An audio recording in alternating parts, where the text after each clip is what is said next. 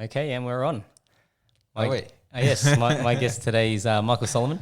And how we cross paths is basically my dealership was doing an event, and Michael works for a company that facilitates events. And we started, we sort of got to know each other a little bit, and we had some good conversation. And so I thought, why not bring him on the podcast and let's hear a little bit about, who Michael Solomon is. So you can say hello, Michael. Everyone's always nervous when they come on. No, I'm not nervous. I just wanted to see whether you're going to cut off so that I can get in. Of course. So So my name is Michael Solomon, as he said. You got a bit of an accent. Yes, the accent comes from Canada, but obviously I've been living in Australia for 11 years. That's why you hear a bit of a combo. So It's weird when I go to Canada. It's like you've got an accent, and when I'm here, I've got an accent. So you see, you're halfway between both places. Yeah. So when you're in let's go back a bit. So which part of Canada did you grow up in? I grew up in Waterloo, Ontario. Waterloo, Ontario. So Ontario is on the east side, correct? East side of Canada, correct. So is that the French Canadian side? No. Oh, it's close. It's that what you're referring to is Quebec.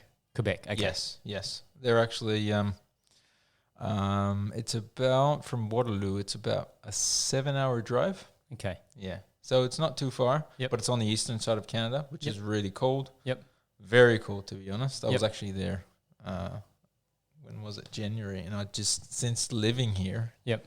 I can't even stand that cold anymore. Yeah, the weather's you've tempered to the different climate. Exactly. So okay, can you describe what was it like growing up in Ontario? What was the weather like? What was weather? Obviously, it was cold. Winter's pretty cold. It snows.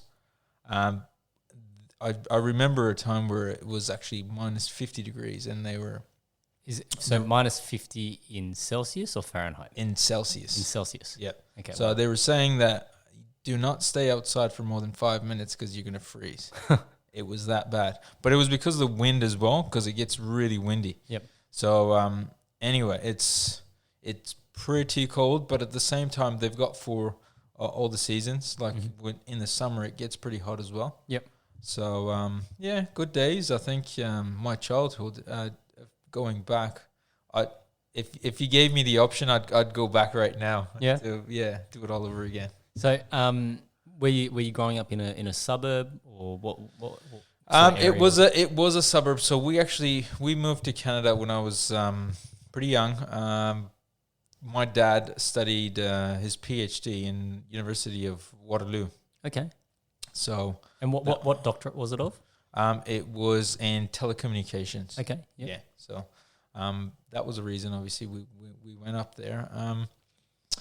But what else can I tell you? Where were they before that then? So I'm originally my parents from Iran, but I was obviously and raised in Waterloo, Ontario, and then I moved to Vancouver for about 2 years. Okay. And what age was that? That was when I think I was 17 or 18. Mm-hmm. Yeah. And I went there to study. I was studying at a college, and I don't know. It was sort of okay, but it wasn't the best. And then parents came up with an alternative solution of studying externally with the University of London. Okay. And I started doing that instead. Okay. Okay. So we skipped a whole bunch of things.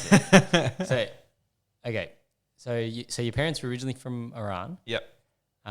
So they migrated. So were you were born in Canada? No, I wasn't born in Canada. Okay, so I moved in. Yeah. So you grew up in. So you actually spent a few years in Iran. Correct. Yeah. At what age did you migrate to Canada? I was, I think, just under seven. Okay. Yeah. What do you remember about Iran?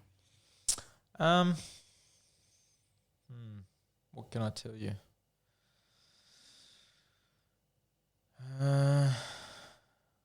It's very young, obviously. What can I remember? Do you have any remember? Like, I guess, do you remember what was the place like where you lived? Was it busy? It was busy. Obviously, I'm from Tehran, and Tehran's a very, very busy city.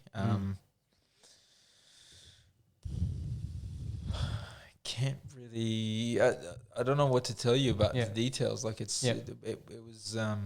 Do you remember? Like, I guess. Did your parents say to you that, hey, we're moving to Canada? Yeah. Yep. I remember. I obviously didn't know much about where we were going. Yep. What was happening. I just knew a few months in advance that we're going overseas. And my dad's like, he's going to be studying. And yeah. Other than that, I didn't really know much. Okay. And so you didn't really click, I guess, did you have friends there that, you thought, oh, well, I'll see you guys sometime? The family members, but friends, I wouldn't say really friends when I was 6, 7 years old. Yeah. It's hard to remember. It's one of those things though. When I try and think back on those kinds of memories, you sort of, I guess you get glimpses of people. Yeah. But in terms of, probably remembering names and those sorts of things, it's a little bit more difficult. Yeah.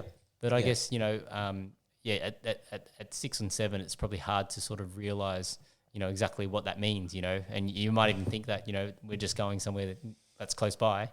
But then do you remember anything about the plane or? A little bit, very little. What I do remember is I was very much into soccer back when I was very young. Yep. And the only thing that I'd ask my dad, because he ended up, like, I think he went about a month or two before we all went, like the rest of the family. So all I'd ask him, and this would be consistent. I wanted a soccer ball. That's what I wanted. I'd speak to him and I'd ask for a soccer ball. And he wouldn't tell me until I actually physically got there. And I'm like, oh, yeah. You got the soccer ball. I did. I got the soccer ball. That's probably one of the things I remember from before going to Canada. And so when you were living in Iran, what language did you speak? Farsi. Yeah. So did you speak any English before moving to Canada? We used to go to what is it called? Like an international school or English no, it wasn't. It was like an English institution where you go and learn English. I don't remember much of it. Just very small glimpse.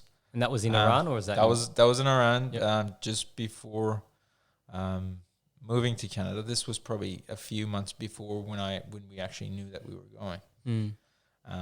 But yeah, not much that I could remember in detail. Yeah. So then, when you got to Canada, so how would you rate your English? Like, could you converse, or it was very basic? It's very, very basic. Like what my dad was telling us what to say, and if somebody approaches you, like what to say hi, this and that. It wasn't pretty. But the thing was, because we sort of like we went to school straight away. Yep. And being young, you learn like instantly. You pick it up. Yeah. Yep. Very quick. Yep. And it didn't take long until we were actually speaking English all the time. Yep. Or it was like a combination. Yep. We'd be speaking a lot less Farsi and it would be more English, especially with friends and obviously family. They wanted us to know how to speak and learn Farsi as well. But at the same time, it was when you're in that environment, you learn it very quickly. So. Do you have any siblings? Yeah, 2 brothers. 2 brothers, older or younger? I'm the middleman. So, you're the middleman? Yeah. Okay. So my younger brother, he was born in Canada. Okay. So 1994. Yep. Okay. He was born there, and me, when we actually moved there, he wasn't around. So, yeah. Fair enough. That would have been a big adjustment. Because you would have been, you moved to Canada when you were 7. Yep. Right? So, I think it was the end of 1992 when we moved to Canada. Yep. Yeah. So you would have been 9 when he came around? 8 when he came around. Okay. Yeah. So, yeah. 9. No. You're right. Yeah. 9. No. Yeah. Okay. And then, so school-wise, when you were growing up, bit of an adjustment having to get used to the Canadian style of schooling and obviously picking up English. Yeah. Did you ever, experience any bullying or anything like that, or did you find Canada to be really accommodating and?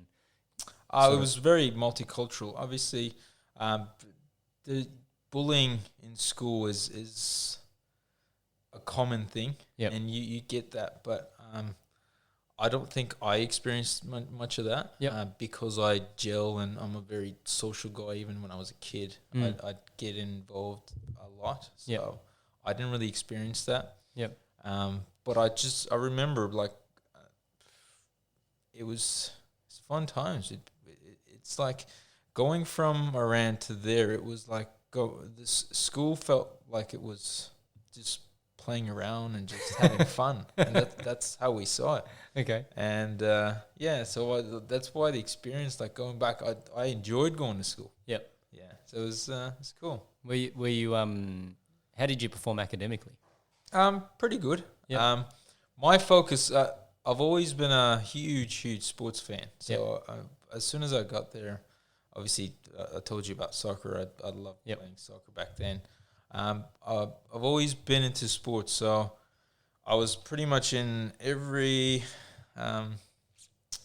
you name it. Like I was in the hockey team, school hockey team, basketball team, volleyball. What else? Soccer. Mm-hmm. So it was. There was a lot of sports involved, but the academic side, I didn't till like I was in grade 2, grade 3. Yeah, there wasn't much academic. It was just it's playing. It's just playing. Yeah. Obviously, when you get to the academic side, when I was like grade 5, 6, it's pretty good. Yep. I wouldn't say I was on top of the class. I never was on top. Yep. But I wasn't too far off. I messed around a lot. Yep. My focus was always to be like an athlete, like a professional athlete. So that was your goal. Was my goal always. Like when I was and then going in, say when I was 9 years old, I really started playing basketball at a competitive level. Well, you can't really call it competitive because I was a kid, but the idea was because I played so much and I practiced so much. I used to tell my parents I wanted to play in the NBA. Yep. And it's good. My idol, Michael Jordan. Yep. I used to watch him like all the time. I actually went and watched one of his games in Toronto the Bulls versus the Raptors. Mm-hmm. This was in, I think, 1997. Yep. Yeah, good times. And what was that? So was that the first time that you saw Jordan play live? That was the first time I saw Jordan play live, yeah. And were you just awestruck or? Yeah, it was. So I had a few friends, my brother and a few friends that they cheered for the Raptors, the local team. Yeah. And I was a Bulls fan. Yeah. I was always a Bulls fan. And so it's funny, but then Jordan destroyed them. As he does, right? So, okay. So when you let's go forward a bit. So when you then went to Vancouver for college or university, right? College, yeah. What did you go there to study? Like, was there? I didn't specifically know what I wanted to study. Mm-hmm. It was more coming from my dad, him wanting me to get into like economics and like, I don't know. I was really good at math. So at some point I thought I'd do something that would be related to math, but at the same time something related to business so that I can at some point have my own business, things like that. Yeah. And I ended up getting into commerce, which is obviously a offshoot field of economics. Yep. I did that for, what was it? Just under 2 years at Columbia College in Vancouver. And then I started the external program with the University of London. So did you change? Were you doing the same course at the University of London, or? So my course at the University of London was management and information systems. So it was in commerce, but it was more specific towards obviously information systems and sort of Not much of management. It sort of the idea was that it taught me how a business runs and how you could potentially run it. But it was more focused on the information system side, where you had to, I don't know, develop like a. I remember for my thesis, I had to develop like a. What was it called? I developed a decision support system, where it was a system that was designed to give it input, and in this case, I chose cars. I've always been passionate about cars. Yep. So I chose cars. You gave it the information, the performance of the cars, different models, and then it would give you an output of which one's the better one for you. Okay. Yeah. So Interesting. yeah, it was. So you had to pretty much. It wasn't developing an actual software, but it was the process of how you would do that. And yeah, I used a tool back then. I don't even remember. This was we're going back about. Yep. What? 20 years. Maybe 14 years. 14 years. 14 years. So. Yep. Okay. So then, Yeah. so when you went to Vancouver, so obviously you would have headed there by yourself, correct? Correct. Yeah, I was by myself. I had cousins. I had my uncle there as well. Yep. My dad accommodated me for a very short period of time before he left. But yeah, I was there by myself. It was a lot of people were surprised that I was there. I was an 18-year-old living by myself, and yeah, it wasn't something that was common, especially within the family. Yep. So I managed to do that, and I think that sort of helped me grow as a person. The experience, how you have to do everything yourself. Yep. Because one thing is that I was raised in a very structured, disciplined family, and with a lot of support. And when I was by myself, obviously the support was there, but they weren't physically there. So I had to do a lot of things myself. Yep. So that was an experience which was good. Again, it helped me grow. I guess that's with everything in life. Yeah. Yeah, of course. So then, how are you paying for your rent and all that sort of stuff? So financially, I got the support from the family. Okay. I had. I don't really want to say like we did very well, but my dad he did okay. So he financially supported us, me and the siblings. So me being in Canada, I had the financial support. I guess one of the reasons why I changed to do the external program with the University of London, a bit of it was a little bit cheaper financially. Yep. So it takes a little bit of pressure off them. Yep. But then again, the support was always there. And if we fast forward to when I was when was it? About 10 years ago. I lost my parents. Okay. So it was there was an accident and they passed away. Wow. What, like a car accident or? No, it was.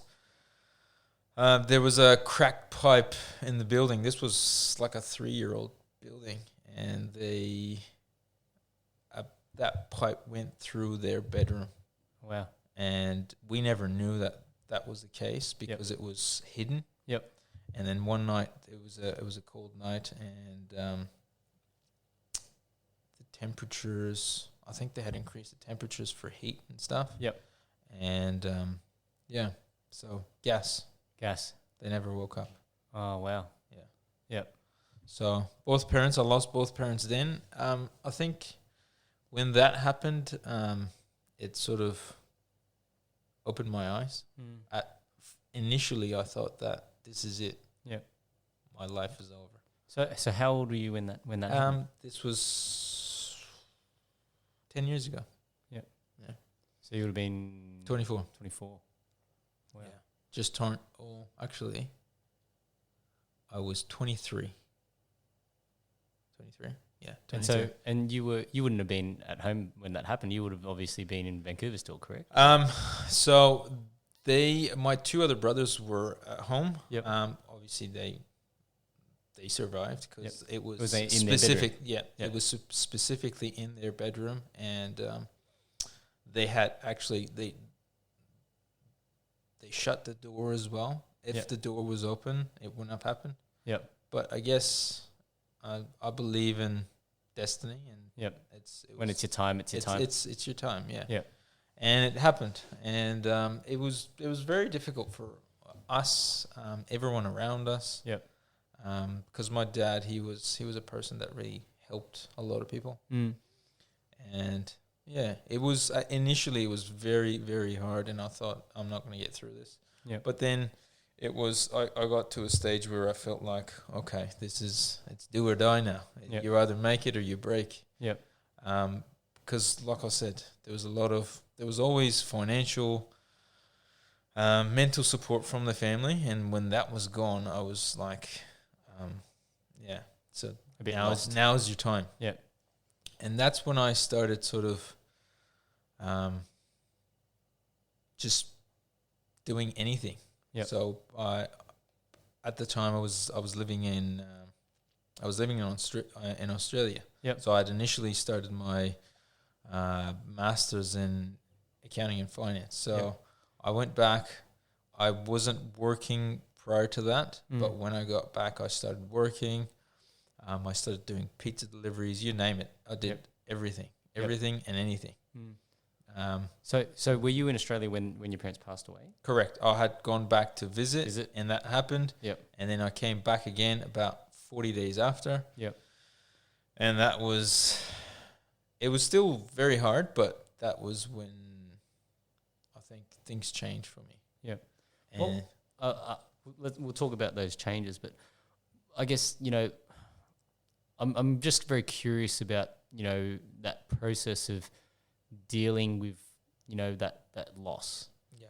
Right. So obviously, I can sort of, I'm sort of guessing here, but I guess, you'd obviously, at first you'd feel quite angry because obviously it's meant to be a new building, right? It's 3 years old. Yeah. And it's like, how could this happen? Like, this is just, and correct me if I'm wrong, I'm only guessing here.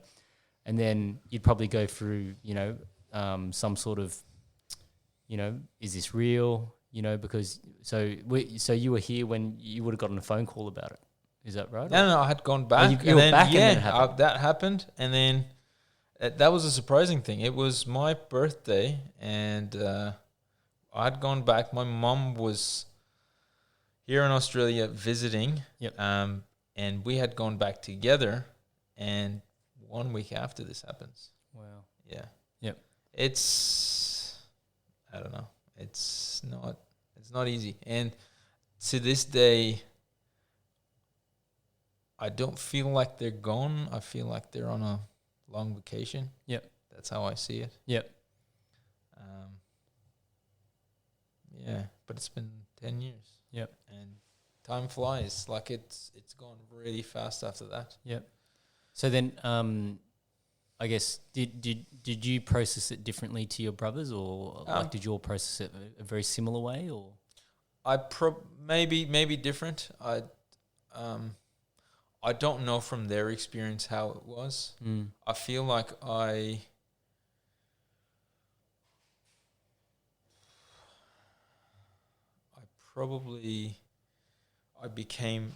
was always the more independent one. Yep. So, and that's how my parents saw me. And I think after that, I became even more independent and just, I don't know, working hard and things I had always learned from my parents, my dad, my mom. My mom was a psychologist, so she would always tell us how, based on her experience, she would talk to a lot of people. And my dad, obviously, he was in uni, he was a professor, and people always went to him to get support and help. Yeah. So they're both very educated, people. Yeah. I always wonder, like if one of your, as you said, your mum's a psychologist, right? Yeah. Like, was there anything that you look back on that she did that you're like, hey, you were treating us a bit like an experiment there? Not really. No. Going back, And she was a really good psychologist, because then you just all that meant that is that you couldn't tell. you know what? We'd always we'd sometimes get angry when I don't know when we had arguments and stuff, and I'd say I don't know how you're a psychologist, but other than that, going back, I think that the things that I always regret is maybe I shouldn't have done this. Yeah. Maybe I shouldn't have done that. Maybe I shouldn't have spoken to her this way. Maybe I shouldn't have upset her. It's this happened a lot initially when they were gone. Yep. And I wish I had spoken to them more about things in life. Yep. I wish I had got more of their experience. And that's why I always tell people, I say, appreciate. Yep. Because you never know how long you or your family or your the closest people to you. You don't know how long you have. I guess, so, hearing that, I guess it probably resonated for you when I started telling you about, why I started this podcast in the first place. Yeah. Because, I'm fortunate enough to have been in a position where, the day when I finally cared enough, my parents are still around and I could ask those questions. Yeah. Because I look at it from the perspective of, well, one day that could be my kids, exactly. and who knows what could happen, right? And, if I wasn't around tomorrow, then, they would probably have a lot of questions. And I guess, by having something like this, they can sort of hear, the things that I've sort of experienced and found, and there might be some lessons there for them. There might not be. I'm sure there will be. Any sort of experience, anything that you hear from people that have done it, obviously that's going to be it's going to be beneficial, even if they don't go down that path. Yeah, still. Yeah, well, that's the part I love about it, because I think and I think I often use this sort of analogy, that in the past, before there was written records and all this sort of stuff, like stories was the way to communicate information. Yep. And I think, sort of goes into our sort of industry where, we talk about how stories sell, because when you can remember the story behind something, that then creates that sort of affinity.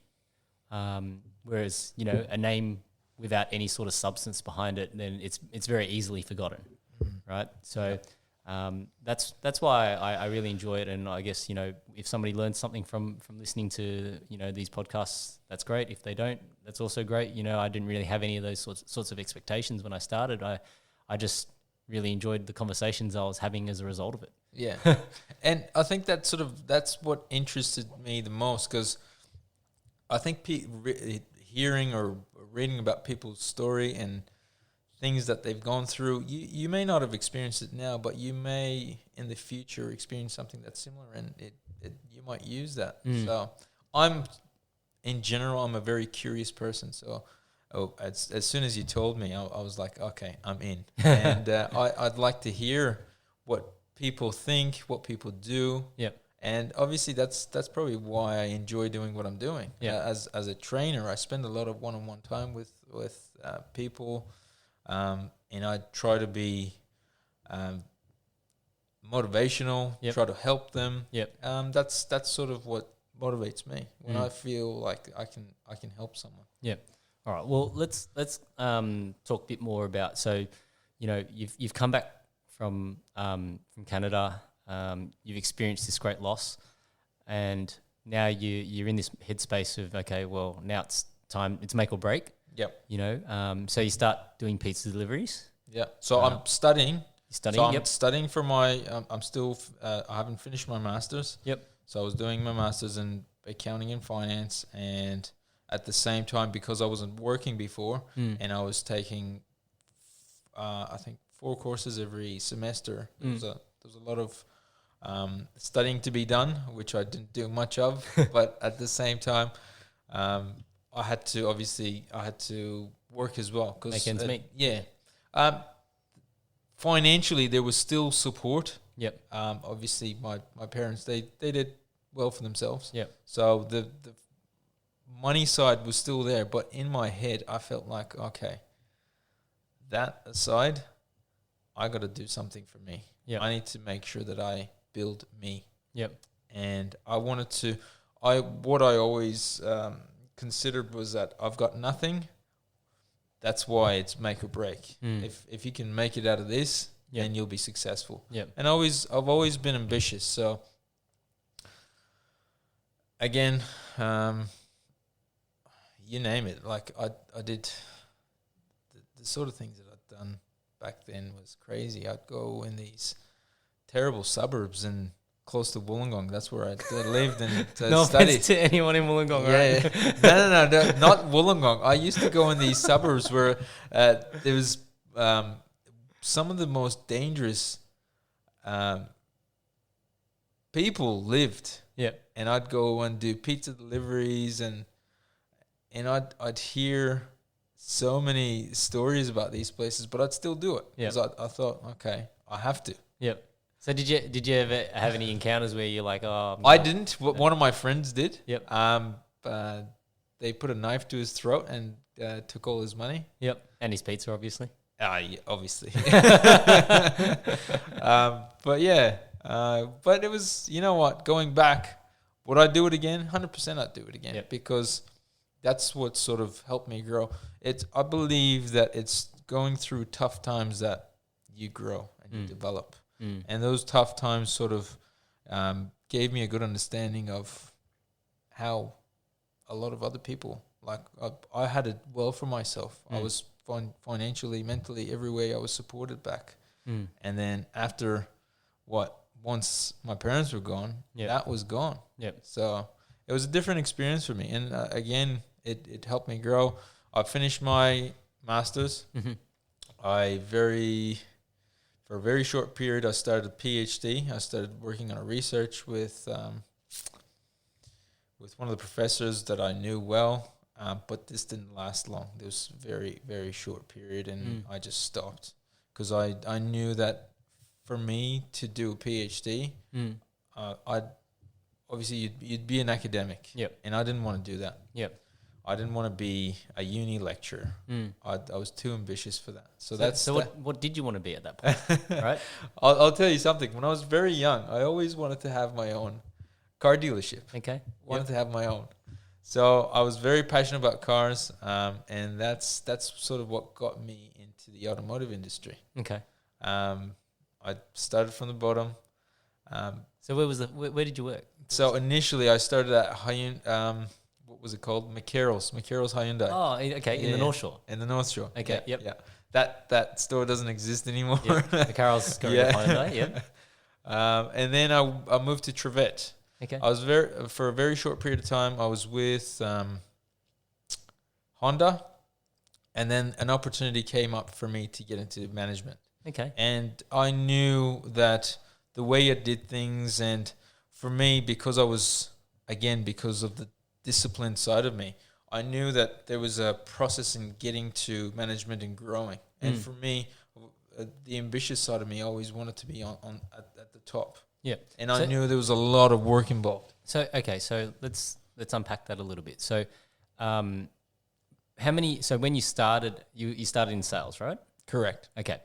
How many years had been in sales before this management opportunity came up? 1 year. 1 year. Yeah.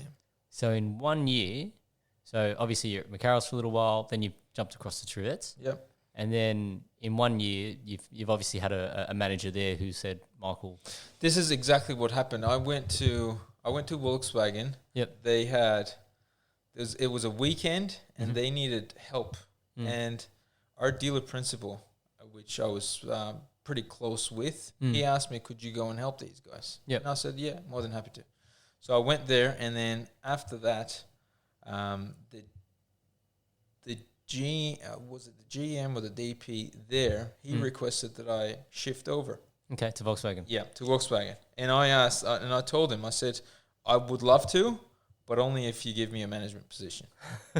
Okay. And that's what I wanted. Yep. So, fast forward, I think a few months. Yep. And I was there. Okay. In a management position, and that was a period where I worked my ass off. Yep. Really worked really hard. I'd be there the first person, I'd leave the last. Not that I'm a big fan of that. I don't think that's necessarily the ingredient to success. I believe in being more efficient. Yep. But at the same time, I really worked hard during that time. And I guess that sort of helped me become recognized within the company. Mm-hmm. People knew me. And obviously, when you get recognized, new opportunities come up. Mm. And I'm always a person that looks at new opportunities and places that I can grow. Yep. So yeah, I did that for 2 years, mm-hmm. Management there. And then a very short period, the BMW site in Trevette, I spoke to their sort of franchise owner, and he got me on board with them. I stayed there for about, I think, 3 months. Yep. It didn't take very long, but because it was a dealership that wasn't doing very well, they were under a lot of pressure from BMW Australia, and just structurally, I didn't see any future with it. Yep. Since I was young, very young, I was a huge fan of Porsche, and I thought to get to the top, that's where I need to be. In Porsche. And Porsche. Okay. And when I was in Volkswagen towards the end, I told myself, okay, your next gig will be with Porsche. And one opportunity came up, which was in Melbourne. Yep. I had to go for an interview there, which I declined. And then when I was in BMW, an opportunity came up in Sydney, and I went for an interview, and next thing you know, I got the job. Okay. So let's I just want to sort of talk a little bit about that transition between being a salesperson to a manager. You would have been to basically transition from being a sales trainee to a salesperson on the floor to translating into a manager within a year or a year and a half is pretty much a phenomenal result, right? Yep.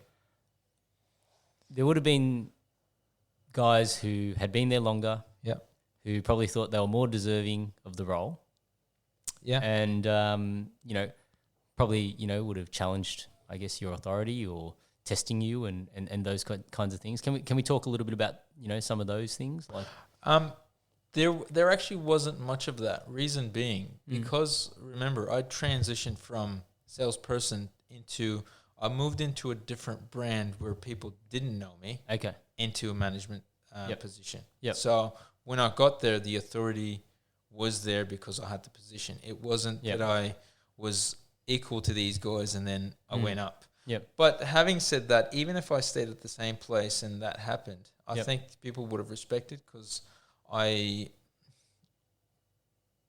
a humble person. So even when I was in a management position, it wasn't like I was gonna treat people like shit, and that was never the case. So but the guys that I worked with when I was a salesperson, they appreciated that, and they knew that it would happen very, very soon. And I told them, I was one of the guys that I worked with, and I told him, I said, you'll see me within a year. I will be a manager. And like during my time when I was a salesperson, I'd spend time with these guys, training them how to deal with customers and how to give him that experience. So what I knew, and I read a lot about this. I'd see videos. For me, if I want something, I work very, very hard to get it, and I know I will. That's just how I operate. And during that time, to go back, I did have a manager at the time, but I would do things that he was meant to do. So I put myself in a position that I'm already there. Yeah, I do these things. I love that. Yep. I always say, whatever capacity you want to operate at, if you act in that capacity, then you've naturally gotten yourself the opportunity. Exactly. Yeah. Right. The other thing that I think that you were just talking about that I think is really positive is that you were just saying that, you did a lot of your own homework. You were reading, you were developing yourself.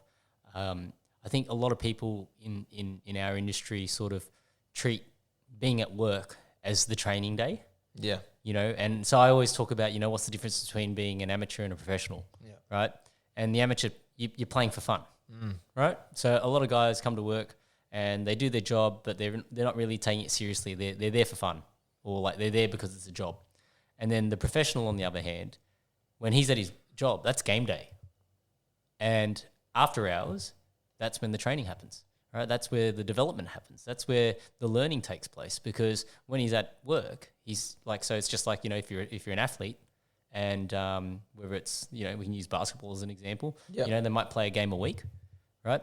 But there's probably 5 other days where they're just practicing. Exactly. Right? To play that one game. Yeah. And so, just because we're playing the game 5.5 days, 6 days a week, people don't make any time for training in that regard. Not for their own self-development, not to the extent that I think is going to yield a significant result in a short amount of time. I think a lot of guys, just sort of take it for granted that, they're just going to learn on the job. Yeah. As opposed to they should be learning off the job and then refining their skill set and developing their skill set and building on their expertise in the job, but then also being able to take away what do I need to work on in my own time to build up that level. Yeah. So, let's talk. I always like asking. This is going to get very salesy now, right? Yeah. All right. I always like asking these questions, right? So, what would your sales process have been? I don't think it's very complicated. Yeah. Sales, I always tell people, it's like, if you want to be successful, imagine you're selling to your parents. Okay. Do they trust you? 100%. If they, let's say, for example, your parents, if they know that you work at, let's say, BMW, and you suggest that they buy a certain car, whatever, they fully believe you and they trust you, and they'll leave it in your hands. That's what you have to build, and that's what you pretty much need to build with people, with customers. Yeah. So it's about all relationships. It's all about communication skills that I emphasize the most. Going through certain procedures about showing people how things work, having the knowledge, obviously those help as well. Mm-hmm. But at the end of the day, it's all about the relationship and the trust that you build with people, which can develop into whatever sales and further anything you want to call it. Yeah. Yeah. I think that's absolutely critical.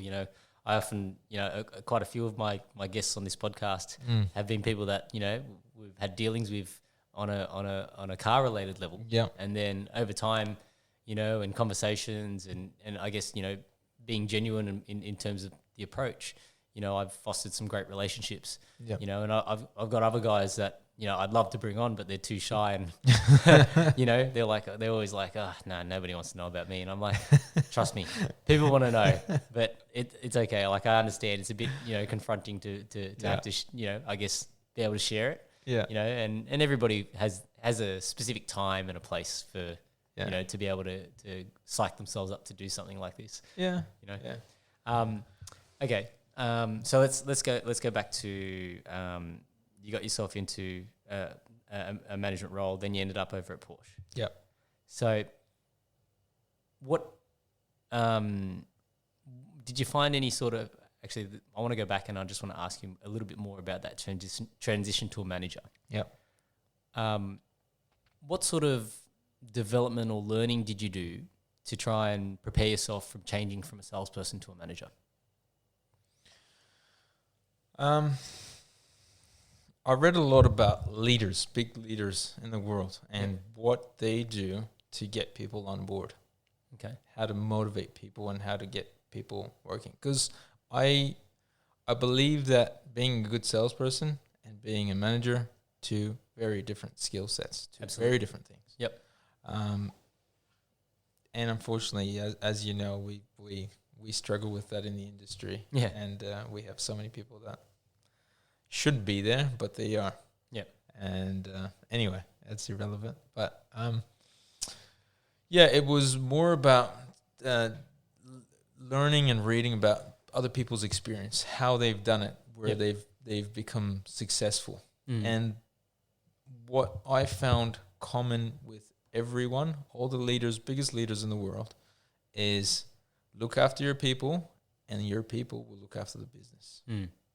So again, it's all about communication. How we were talking about selling. It's building that trust with your people. And when your people trust you, you don't need to force them to do something. They will automatically do it for you. Yep. When you have that relationship with them. So that's what I learned over time, and that sort of what got me going and being more successful. I was always a person that was, from my perspective, liked from my staff. And and I never had problems with getting people to do their job properly. Yeah. Did you have any, I guess, specific sort of role models, or like, you know, people that you thought, you know, really had a good management style from the reading that you'd done? Or not necessarily. No. It was, I would focus a lot on motivational speakers. I'd listen a lot to Tony Robbins. That sort of helped with my personal development as well. Yep. This is probably going sideways a bit, but during that period I was doing a lot of self-development as well, in regards to fitness, in regards to my work, all of that, and the motivational things that I've heard from Tony Robbins, and some of the stuff that I read about successful people like Steve Jobs, Bill Gates, all these people. It sort of, cemented it for me, and it was like they all have something in common, and that common thing was looking after your people. So yeah, that's sort of pretty much, yeah. Did that ever open you up to having someone take advantage of you? I think when I was less experienced, maybe a bit. Yep. Because obviously you don't know everything. Even now I don't know everything. But the more you experience, the more you learn how to deal with things. Initially I did have people that tried to take advantage of my, what would I say, kindness. But I'd turn it around. I'd get them to, I'd keep them accountable so that they wouldn't be able to do that. Yeah. I actually did some training with some of the guys when I was at Volkswagen. I spent a lot of time with some of the head office people to help me with my management skills. So that sort of helped as well. But again, it all came down to one specific thing, and I related back to looking after your people and treating people well. It's all, I think everything in life is like that. Building relationships. Yep. Yeah, it's I think the relationship thing is very important because you know, I think everybody gets caught up in the snapshot of today, and they become comfortable. Well, I think it's also, we get complacent in where we sit, right? And so we often take for granted where that time, you know, continues to drive forward. Yeah. So where somebody is today, whether it's in their career or in their personal life, that doesn't stand still for anyone. Like, that still moves forward. And, you know, just because somebody's in a specific role today doesn't mean that they'll be there in 6 months or a year or 5 years or 10 years. Yeah. You know, if they continue to work on themselves. And I guess, you know, everybody has a different sort of time frame to what they operate to as well. You know, you're obviously very, very driven. Yep. Hence, you know, you put the emphasis and that time into your development. Exactly. Right. And, you know, I have some of that in my own business at the moment, you know, where I'm giving someone an opportunity to step into a larger role. And, you know, I've said, look, you know, up front, the time frame is possibly 6 months. However, how fast you get there isn't up to me. It's up to you, right? So, the funny thing about deadlines is it's like you're doing a uni assignment, right? Yep. If you get told it's going to be the 25th of the month, then everybody takes until the 25th to do it.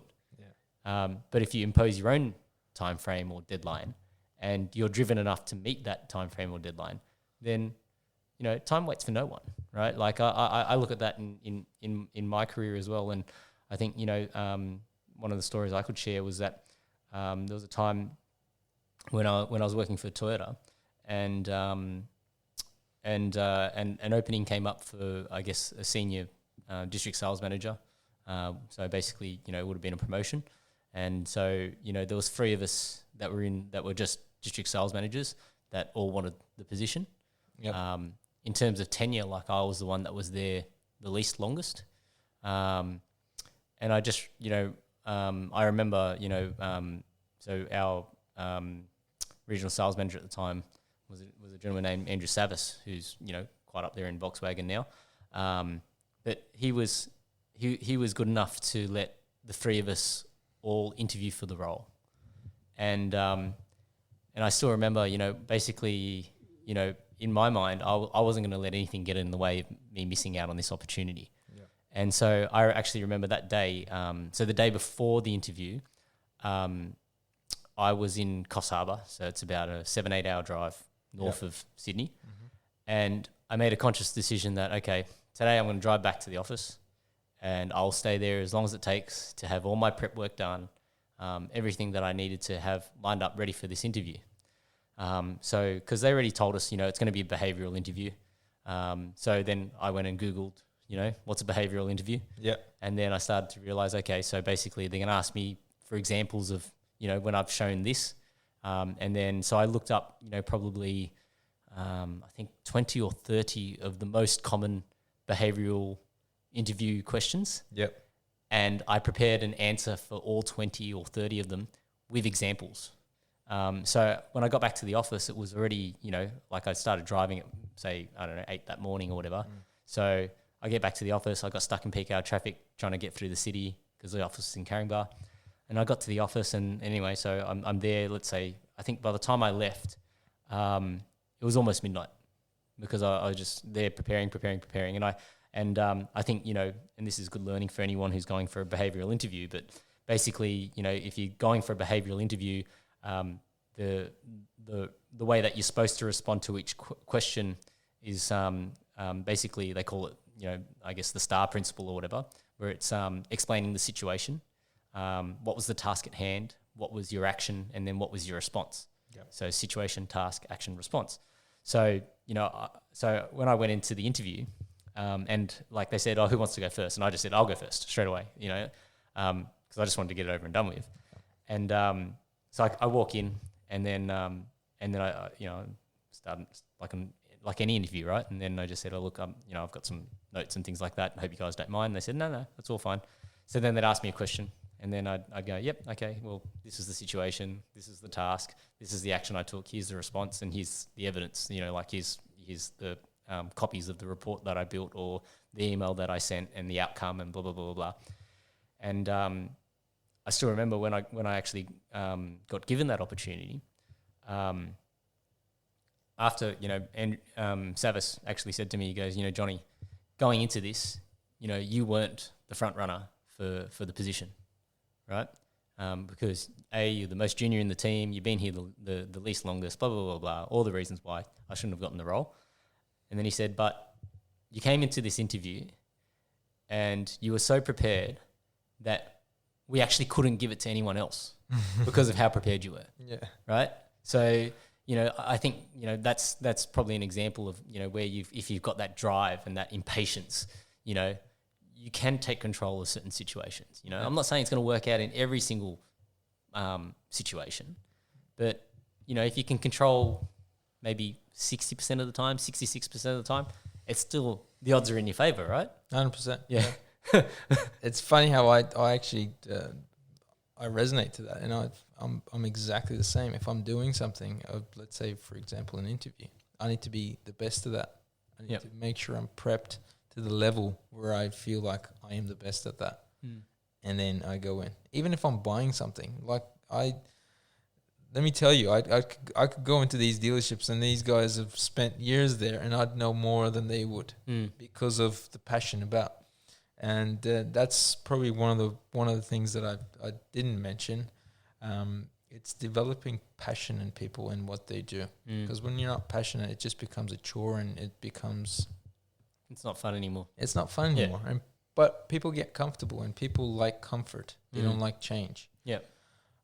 So yeah, you need to, if you have that drive, you have that passion, you do whatever it takes to make it happen. And I could see that in you as well, going for that interview. Yeah. Well, I should also, I'll add in this story because it's an example of a failed attempt, right? So, and sometimes I always say that, when I fail at something, it's probably because I didn't want it enough. Yeah. Right. So when I think so at the end of high school, when we're working out where we want to go for uni or whatever, I applied for one of those scholarship type things for I think it was a Bachelor of IT or something like that. Yep. And I had to go to UNSW for an interview. Yep. And here I was, I prepped a whole bunch of things, and I'm like, yeah, I'm gonna smash it. And then I went into the interview, and there was a specific question that I prepared for. Yep. And then I forgot my own points. And so it was something to do with, I remember I came up with like a really sort of, I guess, salesy sort of, I had a really sort of good flow about how I was going to explain something. And I can't remember what the question was, but I said there was 3 C's that I was really focused on, and one of them was like collaboration. The second one was commitment, and then I had a mental blank, and I forgot the 3rd C. And then so all that momentum that I had just went right, just gone, right. And so obviously I didn't end up getting the scholarship. Yeah. I guess everything happens for a reason. But there's an example of a time where I thought I had prepped and prepped and prepped, but it wasn't going to work out. Obviously, it's not always going to be success. Yeah. It's through those failures that you actually learn how to do it properly next time. Yeah. Yeah. So I guess, in your career, did you experience some of those setbacks or? Yeah. I think I had a pretty, I wouldn't call it a big, but it was a step back for me towards the end of my Volkswagen days. And I felt that was pretty rock bottom for me. What's that? Because I went through, I was with my partner. We sort of broke up back then, and it wasn't easy for me. And me being a people person, it was very difficult. Yeah. And sort of affected my work and everything else as well. So that was when I sort of had to probably reassess and get focused again. And I think after that, I set really big goals for myself. That's when I think I felt like my growth probably doubled or maybe quadrupled. Not just in regards to my job, in regards to everything. Things that I wanted to set and do. One of them being my fitness. I wanted to get to a certain level, and I did. Things that were people didn't think I could do within, say, 3 to 6 months. I did. I had to prove to myself that I can. Yeah. And then that was that mindset where I was obviously working on myself generally, and it sort of helped me grow within life, work, everything. And it taught me a lot of things as well. But people worry so much about, oh shit, what if I lose my job? What if this happens? What if that happens? It's, you know what you achieve after that will be even better than what you currently have. Yeah. If you have and one that door drive. closes, another door opens. Yeah. Right? It's not even parallel. I always believe that what comes after is always better than what you have before. If you have that drive and the right mindset. If you're a negative person, probably not. But if you have the right mindset, you can always, things will come your way that you wouldn't have even imagined. It's the sky's the limit. That's what I say. So let me ask you this then.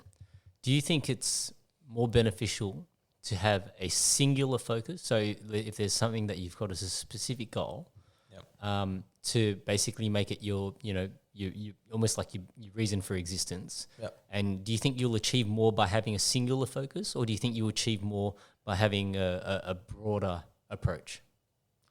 I would say a broader approach. The single goal, I would probably consider that as a long-term goal.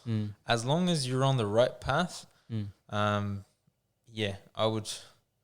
Because remember, you need to have short-term goals, long-term goals. But at the end of the day, for me personally, this probably applies to everyone else as well. We forget what the main purpose is. We think that if we achieve this or if we can buy that, things become better. I disagree with that. I think the ultimate goal for everyone is happiness. What motivates you, and whatever you do in life, at the end, regardless of what it is, whether it's work or anything else, it's all, you do that to become happy. That's the satisfaction. But do you think, can you experience that happiness without the hardship? No, you can't. And that's why you set these goals, and you have that drive to get to that happiness. Yep. But I believe that you can also have the happiness along the way. Yep. If you work hard and you prioritize things, because like I said, people forget what the priorities are. We get too stuck up in day-to-day stuff that we forget what the main goal is, to actually have fun and be happy. Yeah. Yeah. Yeah, I think I think that's common for everyone. Yeah. Even like I was feeling a bit like that the last couple of days, and just sometimes you get a little bit down about if you get stuck in a bit of a grind, and then I think what the downside of that is, then you start to focus on the wrong things. Exactly. And then rather like, I have this, I guess, a really big mental thing where I always like to focus on the inputs as opposed to the outputs, because the result is always just a collection of the input, right? Exactly. And so you can look at the outputs after and the result, and start trying to analyze this and analyze that and break it down. Like, it's almost like, I always think about it like this, right? When you're in high school, and I don't know why I just suddenly thought of this, but when you're in high school and you study like these famous literary works, right? And then, you're talking about like the metaphors and the imagery and all this sort of stuff that goes into that literature. I always wonder, is somebody really that much of a genius that they've put all this together as they're producing it? Or is it that we're overanalyzing it now in hindsight, and then applying our own sort of philosophies and hypotheses to what they actually intended, right? Yeah. Because, a simple action could just be a simple action. Yep. But then on the flip side, we now look at it with these rose-colored, not to say that they don't deserve the praise. I'm not saying that at all. All I'm saying is that I think, are we now looking into it so much to try and see these sorts of, almost like, when like conspiracy theories, right? Like, it's almost like that, where you start delving into it and then going, oh yeah, maybe it's this, maybe it's that, maybe he meant this, and this is what the real meaning is. Yeah. Right. And then it's like, no, he might have just literally meant what he wrote. Yeah. You know what? It's because everyone sees the world in their own eyes, and because we all have our different perspectives. That's why the different scenarios come into play. Yeah. And the conspiracy theory, like you said, it's everyone sees things differently, and that's why we analyze it differently. Yeah. And anyway, that's how I see it, at least. Yep. Yeah. Okay. So once you let's go back to once you had that down point. You got to Porsche, and then how long did you spend at Porsche? I spent about a year at Porsche. I personally, initially when I got there, I thought, okay, that's it. This is I'm at the top where I wanted to be. Yep. I'm here. And other people thought the same thing. But when I got to the end, I'll say it. All right. Yeah. I've always had a problem with the automotive industry in general. Yep. And I think we spoke about this once, where I believed and felt like it's dominated by uneducated, unqualified arrogant people that don't know how to actually run businesses. Not that I'm the best at it, but at least I can accept constructive criticism. These people, no, it's my way or the highway. And I thought if I get to the top, things are going to be different, and it wasn't. So after that, I said I am going to leave this industry until I can somehow affect it and make a change. And that's why you see me back as a trainer now, where we spent a lot of our work with the automotive industry in general, with the manufacturers, dealerships, and trying to change things and try to change people's perspective. What are we perceived as? The bad guys. Yeah. True? Yeah. Yeah. And until we make that shift, it's never going to happen. So my job right now sort of helps me and convinces me that I can come back here because I can make a change. It's going to take a long time, but at least I know I'm able to do something. Yeah. Whereas if I was in it, I didn't think that I could actually make a huge change unless if it was just one place. Yeah. And I wanted to make a bigger impact. So, and I think again that comes from it comes from two things: my drive of growing and a higher, bigger capacity, and the fact that I like helping. When I help, when I see people learn new things and apply it, and they're satisfied, that gives me satisfaction. That makes me happy as well. Yeah. Yeah. Okay. So, in that training capacity, right? So now you're probably dealing with all different ranges of people, right? Yep. So from, I guess, entry level in the industry to management, Yep. senior management, Yep. etc. Yeah. What do you think are the biggest roadblocks to positive change? Traditional way of thinking, and sticking to those, and not accepting that, okay, things have evolved, things have changed, and if you don't adopt, you're going to fail. Do you think though? Okay, let's talk about this, because I think, like, personally, I think a lot of the basics of what we're supposed to be doing are just forgotten. Really, like, I think, yes, I can. The landscape has changed in the sense that nowadays people are more educated in terms of the product. There's so many more resources from YouTube and Google and websites and third-party resources to get, I guess, an independent style review of a product or a vehicle, etc. But I still think the model in which we operate is still, I don't think that's changed too much. And I don't mean that, I don't say that in any sort of positive or negative way. Like, I think there are some big things that are going to happen in our industry that will drive a lot of change.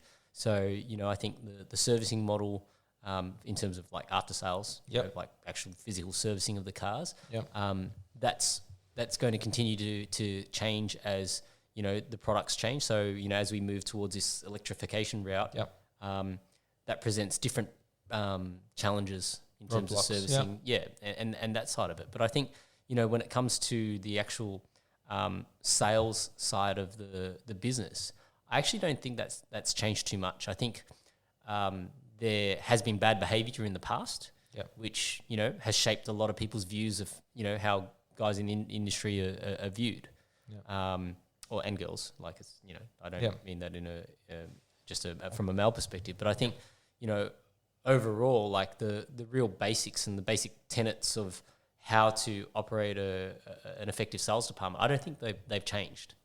I think the road to a sale as a process still works. I think the key difference though is, what is the motivating factor behind that road to a sale? Right? Like, is the motivating factor behind that road to a sale to punch as many cars into the market as possible, or is it to actually generate genuine relationships? So, I always love talking about this analogy of the road to a sale being a metaphor or an analogy for how you should view relationships. So, like, in your own personal relationships, that, that you seek to create or generate and build on, they relate to what a good salesperson should do when they're trying to identify customers' needs and put them in touch with the right car. Yep. When it comes to presenting figures and negotiation, that transparency applies to relationships as well. Exactly. So if both parties are, and I guess it goes back a step there from as well, because if both parties don't really know exactly what they want, how can you negotiate effectively? Right? Yeah, that's a big part of the process. Yeah. Yeah. So, I always think, I think in our industry, the basics haven't really changed. I think some of the motivations have changed in the sense that, I think in the past, a lot of guys got into the industry because they could make a relatively good living without having been, highly educated. Not just that. It's continue. Yeah. Yeah, but I think that attracted a lot of people to the industry that was just chasing money. Yep. Right, and then that is what breeds the bad behavior. Correct. So they're still utilizing the same tools, but like a hammer could be a good tool for knocking a nail in. It could also be a dangerous weapon. Exactly. So it's the same tool, but just used for a different purpose. Yeah. Yeah. So I don't know. I think we definitely do have some challenges, but I think it's still a really exciting industry. 100%. For people to develop people skills. Yeah. And you can develop them in any industry. But I guess the thing that I'm always big on is, how can I translate the skills that I've learnt in this area and apply them to a different part of life? Yeah. Yeah. That's very true. Yeah. It's, again, we go back. It's all about that communication, the building relationships, how you treat people. Everything in life, I believe, comes to that. Yep. Yeah. So, okay, let's talk a little bit about, obviously in your current role as a trainer, you do a lot of travel. I do a lot of travel. Yes. So let's talk a little bit about that. Like, has there been any particular place that has surprised you? Surprise. And I mean that in the way of, because generally when you're traveling to these places, right, you're traveling for work. So, have you ever turned up to a dealership and gone, oh my goodness, how do you run a business? Yeah, definitely. Yeah. I've gone to, I can't even remember this place. I went to a dealership in, I think, a place called Ballina. Ballina? Yep. Yeah. This is north of New South Wales. And I don't know, the way this business, I don't think it was even running. It was just there. And we question why these businesses fail is no one's actually running them. Yeah. So there's a lot of surprises, and the fact that I could also say positive things in regards to the surprise as well. Like there are times that I see people that are so good at their job and they've got so much potential that they just don't realize it because they don't because of the way they're treated. I think one of the probably biggest things that I've noticed in regards to management and how people manage their teams, how these people run their businesses, is that they don't give people that do the right thing positive feedback. We tend to always focus on negatives and we put people down, and it's when you give positive feedback to people, they tend to generate the same result again to get the same sort of feedback. So that's probably one of the things that stands out. But yeah, there's definitely a lot of surprises in regards to locations. Not really. I think one of the nicest places that I've been was probably in New Zealand. I was just there last week. Yep. Very, very nice people. Okay. Very nice people. But I'll give you an example of this is probably going back to what we were initially talking about traditional way of doing things. Yeah. This was a GM. They were trying to sell a car, and the GM asked the salesperson to go and grab the customer's credit card. Yep. Something very old school. Which if someone's giving you their word, yep, you should accept it. You should accept it. Yep. Yeah. So it's those little things that Yeah. that actually make a difference. It's funny enough, so I'm a fairly big believer in karma. Yeah. Right. And it's one of those things where, you know, if you do the right thing, then hopefully it comes back around. Exactly. Because you know, no matter, and there's always customers that do the wrong thing as well. But you know, that's up to them, right? Because you know, if they want to scrimp and save on every last penny, yeah, right. Unfortunately, like that's not going to scrimping and save. It's like basically trying to scrimp and save to a profit. You know, you're never going to generate any profit if all you're doing is you keep cutting your expenses. Like, you know, scrimping and saving might turn a good result into a great result, but it's never going to get you a good result. True. Like that's how I look at it. So yeah. You know, it's one of those. I think, you know, there's obviously, you know, getting taken for a ride, and then, you know, getting an honest assessment in terms of, you know, where you stand. But it's funny because some people aren't good with their word anyway. No, I think everything comes back to transparency and honesty. Yeah, and the more, and everything starts with you, right? Yep. So as long as you do it, eventually it'll translate to the person that's sitting in front of you as well. Yes. Yeah. When they trust you, that's when the honesty comes out. Yep. So yeah. Alrighty. I guess, is there anything else that you want to talk about or interested in? Do you want to talk about basketball? I think if we want to talk about basketball, the what happened a month ago, Kobe Bryant passed away.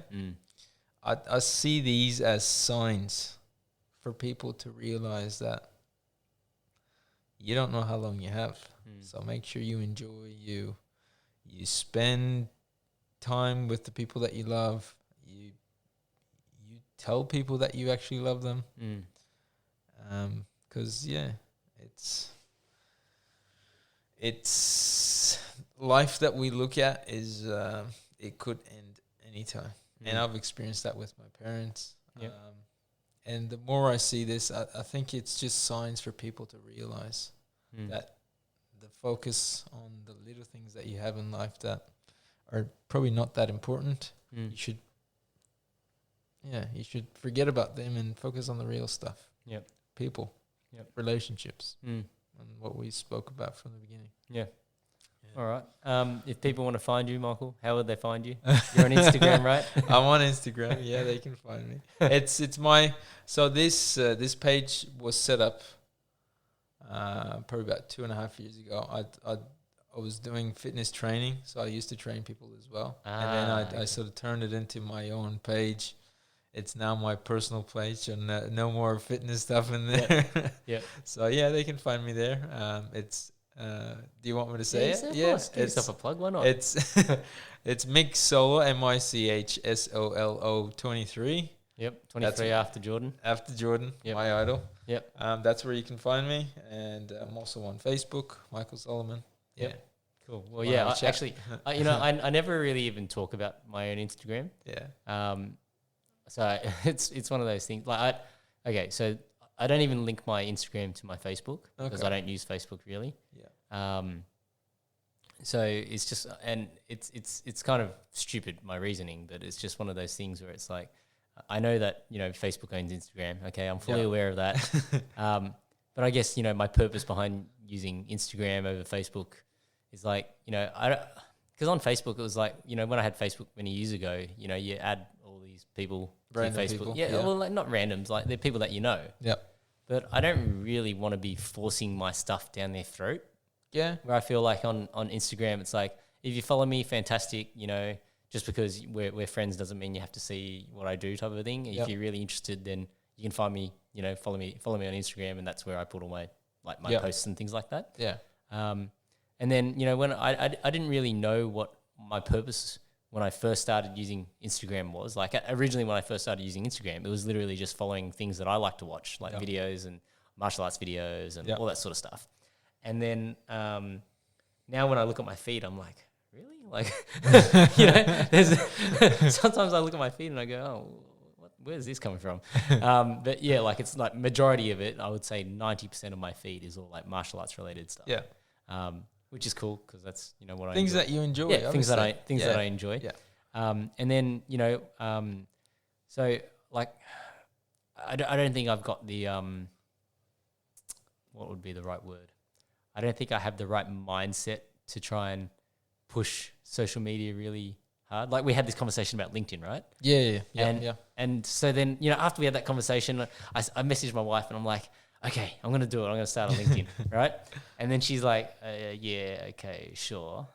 And then she's like, oh, if you're going to do it, you might as well start straight away, right? Yeah. And then I'm like, yeah, I can't be bothered. Like, it's not me, right? Like, I just feel like it's not me.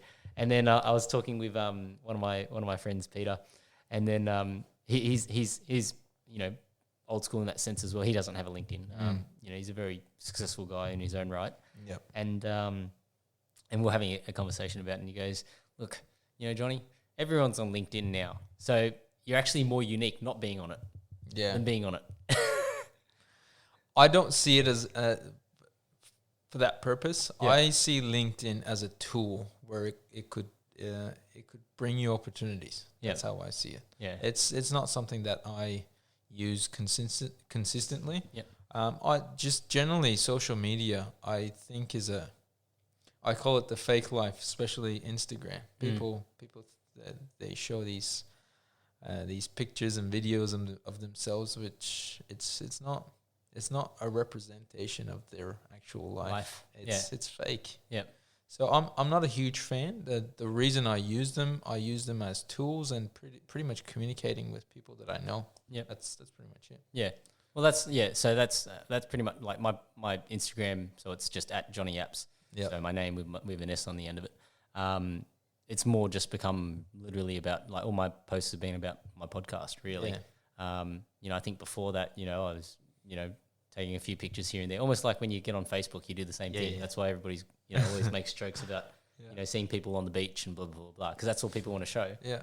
And then, so now my page is just literally just updates of when podcast episodes are released. But the thing I do like about it is that I try and share a little bit about, the journey. Like, doing this podcast today, like I'm actually at a point with my podcast where I've gotten through majority of my bank of episodes. So when I first started this, I sort of, I hadn't put anything up until December, and I'd already done like maybe 3 or 4 conversations by that stage. Yeah. And then, so when I first signed up to the podcast provider that I'm using, there's a specific upload limit, so I couldn't upload really more than 2 episodes. Yeah. And so then I did a run where I started getting ahead of myself and had like a backlog of like 6 or 7 episodes. Mm-hmm. And so then I was like, oh, well, if I stay on this current plan, I won't be able to get them up for another 6 months. Okay. Right? Yeah. So then I was like, all right, $5 more, put the money down and upgrade it. And so then now it's like, okay, well now I've got that added pressure. It's like, okay, now I actually have to find and make sure that I've got like at least 4 episodes a month to get my money's worth in terms of the quota. Yeah. But I think, it's actually a good thing because it holds me accountable to the consistency. Yeah. So if I can find, an interesting person, here and there, and I guess, I'm sort of leveraging, all those different parts of my network, whether it's guys that I meet through my work, if it's guys that I meet through martial arts, if it's people that I meet outside of that or through Angela's network. Yeah. That's what I try and pull together. Anyone that you connect with. Yeah. Generally. Yeah. That's right. And it's, so I'm at this point now where it's like, it's almost like a scary point because like, okay, I'm pretty much, it's like, so I'll probably get this episode up, in the next couple of days. Yeah. So whereas in the past, like I'd still be getting through the backlog and it would be like, almost like 2 or 3 weeks behind. Yeah. And then now it's like, okay, well, I'm at this point now where I have a conversation, put it up. have a conversation, put it up. So No, it's good. I think we probably have to get you out there a bit more. People start seeing it and maybe come and have a chat with you. Yep. And you know what? You should probably bring the people that you've spoken to back again. Yeah. And I'm happy to come back on, let's say in a year or something, and Yeah. then we can share things that have happened after that. Yeah. So Well, that's part of the it'll be plan. cool. Yeah. All right. Well, we'll leave it there, everyone. Thanks for coming on, Michael. Thank you. All right. And I'll see you guys, or talk to you guys next time. All right. Cheers.